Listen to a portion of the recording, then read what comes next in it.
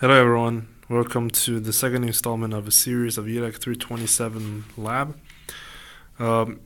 As in this lab we are required to program this MSP430J2553 to control the flashing of a LED light. So by doing that we are required to change using the PWM, change PWM using timer interrupts. And this is, I was just playing around with the RGB LED and it's changing its color between red, green, blue. Moving on to the code, in this particular program, we are supposed to change the duty cycle to between 5, 30, and 60 and 95%. So what I did here was I used a 1060, 120, and 190 just because my period is 200. So all the percent, 5% has to be doubled to become 10. So as you can see here, I used, in order to control all three LEDs RGB, just using timer A1 wasn't enough. I had to use timer A0 as well. Because timer A1 only generates 2 PWMs, you need third PWM from TA0.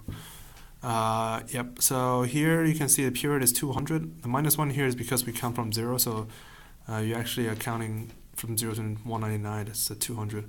And period originally are 50%. Out mode is reset set, so it creates a nice creates a nice PWM signal.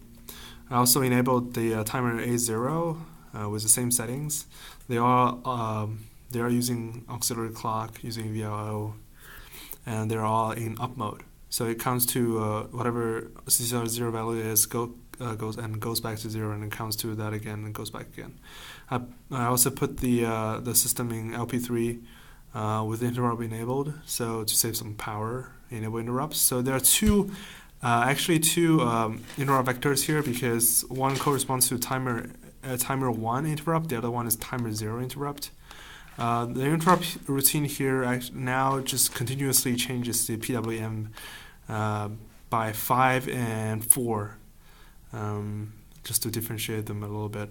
So now I'm gonna show everyone I'm gonna change the code a little bit so that I can actually show you the 5%, 30%, 60%, and 95% PWM of the signal. So I'm just gonna go ahead and comment out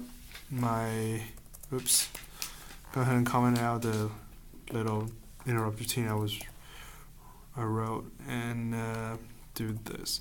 So in order to change between 5 and 30 and 60 and 95 automatically, what I did was I incremented this integer I or j depending on which interrupt routine I used, and I take the modulus of 4 of that number.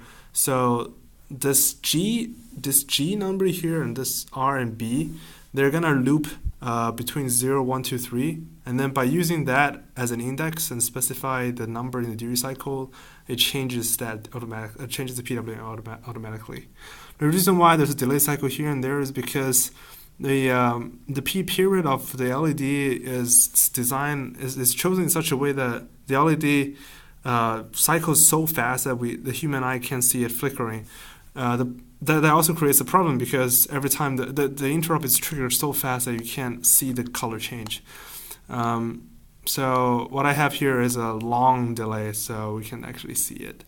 And if we now start the code and then go to the board, you can see now the color changes much more in a much more controlled fashion.